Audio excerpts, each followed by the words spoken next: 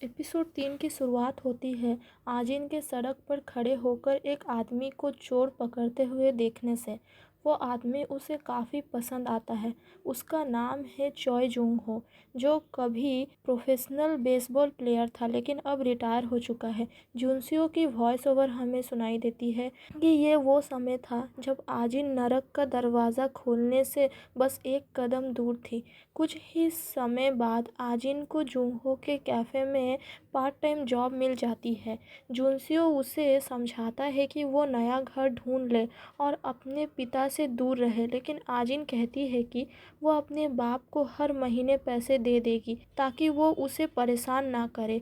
Cafe में काम करते हुए लोग आजिन की खूबसूरती नोटिस करने लगते हैं। उसकी फ़ोटो वायरल हो जाती है और मेरी तक वो तस्वीरें पहुंच जाती है। आजिन को पता चलता है कि जुंगहो का करियर एक इंजरी के वजह से ख़त्म हुआ था, जो उसे एक खिलाड़ी क्वॉक उनह्योक ने उसे दी थी।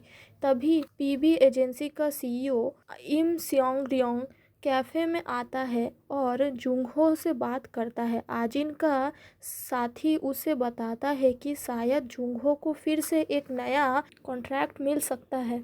उधर दूसरी तरफ आजिन के स्टॉकर्स की संख्या बढ़ गई है। उनमें से एक आजिन की वायरल तस्वीर देखकर कैफ़े तक पहुंच जाता है, लेकिन कैफ़े बंद होने वाला होता है तो आजिन का साथी उसे बाहर भेज देता है। वो आदमी बाद में आजिन को घर जाते हुए फॉलो करता है। फिर जुनसियो आजिन को स्टॉकर को पत्थर से मारते हुए देखता है। आजिन उसे डांटती है कि वो इतनी देर से क्यों आया। वो उससे पूछती है कि वो उसके लिए किस हद तक जा सकता है। जुनसियो कहता है कि वो उसके लिए सब कुछ कर सकता है, बस किसी को मारने के अलावा। ये जवाब मानो आजिन को बिल्कुल पसंद नहीं आता। आजिन वहाँ से चली जाती है। जुनसियो एम्बुलेंस बुलाता है और आजिन वाला पत्थर उठाकर नदी में फेंक देता है। घर पहुंचकर आजिन अपने बाप को किसी से फ़ोन पर अपनी बेटी को बेचने की बातें करते हुए सुनती है।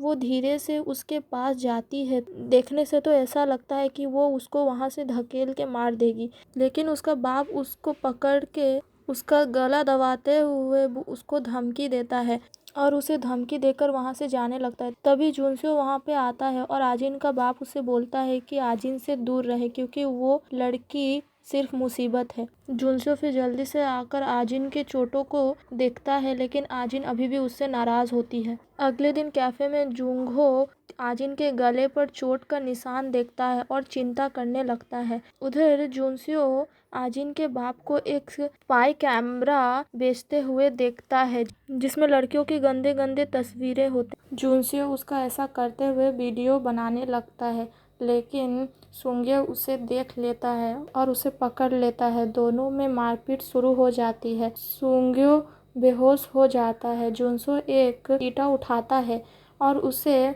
मारने का कोशिश करता है, लेकिन उसे मार नहीं पाता। तभी पुलिस आ जाती है और दोनों को ले जाती है। आजिन ये सब दूर से देख लेती है।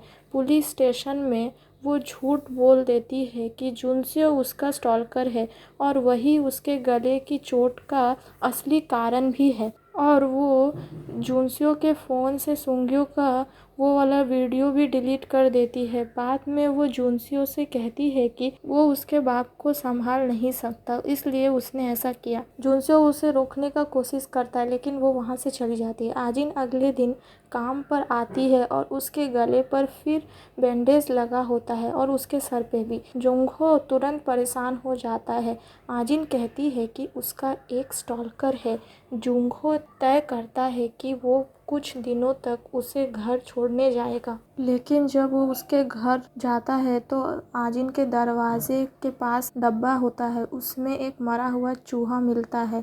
स्टॉकर आसपास छिपा होता है। जुंगहो पीछे भागता है, लेकिन स्टॉकर भाग जाता है। जुंगहो आजिन के लिए एक बेसबॉल बैट छोड़ देता है और चला जाता है। फिर हम देखते हैं कि उसिक, जो आजिन के साथ कैफ़े में काम करता है, वो आजिन को एक कन्वीनियंस स्टोर में देखता है। वहीं पे उस स्टॉकर को भी देखता है। उसे लगता है कि आजिन को उससे जरा भी डर नहीं लग रहा है। उस रात आजिन अपना पूरा घर तहस नहस कर देती है।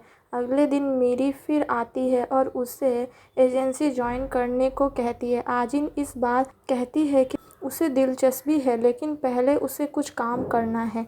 वो जुंगहो को बताती है कि उसके गैर मौजूदगी में किसी ने उसका सारा सामान इधर उधर कर दिया है। वो झूठ बोलती है कि जुनस्यो शहर से बाहर है। ये सुनकर जुंगहो उसे उसी रात अपने घर रुकने का ऑफर देता है। तभी उसिक जुंगहो को बताने ही वाला होता है कि उसे आजिन को स्टॉकर के साथ देखा था, लेकिन आजिन जानबूझकर अपना हाथ काट लेती है ताकि वो ये बात जुंगहो को नहीं बता पाए। इसी बीच आजिन अपने बाप को मैसेज करती है कि 8 बजे उसके घर आकर पैसे ले जाए। जुंगहो उसे टैक्सी में अपने घर भेज देता है, पर आजिन झूठ बोल देती है कि वो पहले अपने घर से कुछ चीज़ें लेने जा रही है।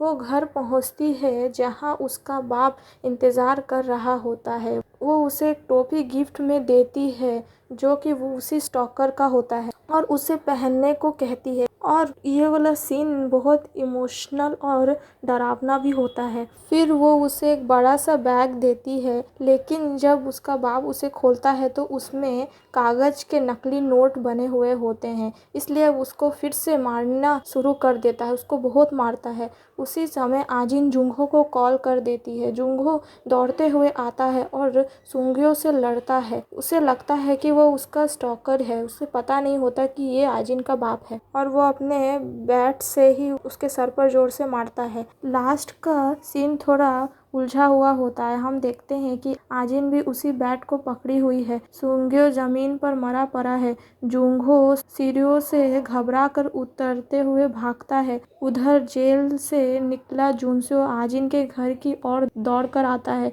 इसी समय हमें जुनस्यो का वॉइस ओवर भी सुनाई देता है, जो कह रहा होता है कि आजिन ने अपनी ज़िंदगी को खुद ऊपर वाले के साथ एक दांव पर लगा दिया था और उस दांव में भगवान ने उसका साथ दिया। एपिसोड खत्म होता है आजिन के 911 कॉल करने से। वो कहती है, मेरे पिता का बहुत खून बह रहा है, और ये बोलने के बाद वो पागलों की तरह हंसने लगती है।